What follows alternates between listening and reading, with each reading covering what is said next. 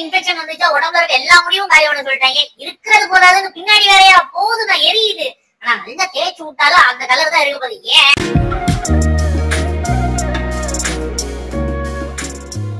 வணக்கம் நண்பர்களே, இன்னைக்கு நம்ம பார்க்க போறது லில்லிங்கிற இந்த பொமரேரியன் தான். ஸோ இந்த பொமரேரியன் பார்த்தீங்கன்னா ரொம்பவும் குட் கேர்ளுங்க, எந்த ஒரு பிரச்சனையும் பண்ணதில்லை நமக்கு. ஆக்சுவலி அவங்க ஏற்கனவே அவருக்கு வந்திருக்காங்க. பட் இந்த டைம் என்னன்னா அவங்களுக்கு பின்னாடி பார்த்தீங்கன்னா இந்த மாதிரி தடும்பு மாதிரி இருக்கு பார்த்தீங்களா, டோட்டலா ஃபர் எதுவுமே இல்லை. உண்ணி பிரச்சனையா இல்லை வேற எதுவும் ஸ்கின் இன்ஃபெக்ஷனா இல்லை வேற எதுவும் டாக் கடிச்சதுனால அப்படி ஆச்சா என்னன்னே தெரியல.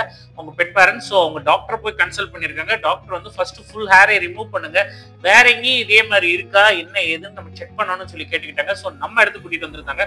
நம்ம ஃபுல் 0 ட்ரிம் ஆரம்பிச்சாச்சு. பாத்தீங்கன்னா தெரியும் ரொம்ப பயந்து போயிருந்தா. நம்மளும் வந்து அவளை காம் பண்ணி அப்படியே நீட்டா எடுத்தாச்சு. கொஞ்சம் கொஞ்சம் உண்ணிகளும் இருந்தது. பட் எதனால அந்த இடத்துல வந்து அப்படி ஒரு இன்ஃபெக்ஷன் தெரியல. பட் அந்த இடம் ஸ்கின் ரொம்ப டேமேஜா தான் இருந்தது. அண்ட் பின்னாடி பார்த்தோம்னா அதே மாதிரியே ஸ்கின் டேமேஜஸ் இருக்கு, ரெட்டிஷா ரொம்ப மோசமா இருந்தது. ஸோ அவங்க பெட் பேரண்ட்ஸ் சொன்னேன் இது வந்து ஏதோ ஸ்கின் இன்ஃபெக்ஷன் மாதிரி அலர்ஜிக் ரியாக்ஷன் ஆயிருக்கு, நீங்க டாக்டர் கன்சல்ட் பண்ணீங்களான்னு கேட்டேன். அவங்க தான் ஃபுல்லா ரிமூவ் பண்ண சொன்னாங்கன்னு சொன்னாங்க.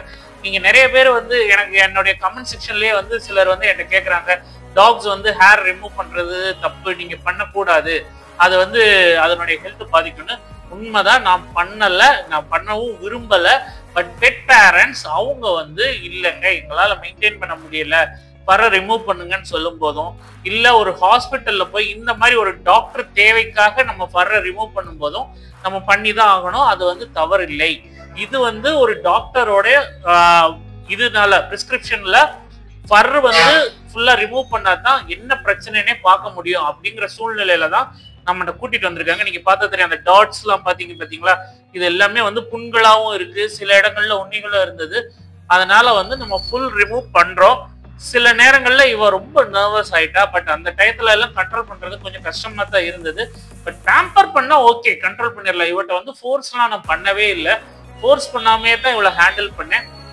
நல்லா குளிப்பாட்டியாச்சு.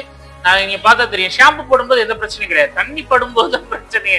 ஷாம்பு போட்டு நல்லா தேய்ச்சிட்டு 2வது வாஷ் பண்ணும்போது ஒரு கூத்தடிப்பா குதிக்கிறதுக்கு. அதை எல்லாத்தையும் கண்ட்ரோல் பண்ணி நல்லா நீட்டா தேய்ச்சி குளிப்பாட்டியாச்சு. ஃபேஸ்க்குள்ளேயும் கொஞ்சம் கொஞ்சம் கருப்பு டாட்ஸா தெரிஞ்சது. ஸோ அதனால நல்லா ஃபேஸையும் கிளீன் பண்ணிட்டு நல்லா தோட்டியாச்சு. தோட்டும் போது பாருங்களேன் அப்படியே நடுங்குவா, அவ்வளவு தூரம் ஒரு நர்வஸா இருந்தா. பட் நல்லா கோஆப்ரேட் பண்ணா. இவ்வளவு தூரம் ப்ளோயருக்கு பேசாம உட்காந்துட்டா ஓரளவுக்கு.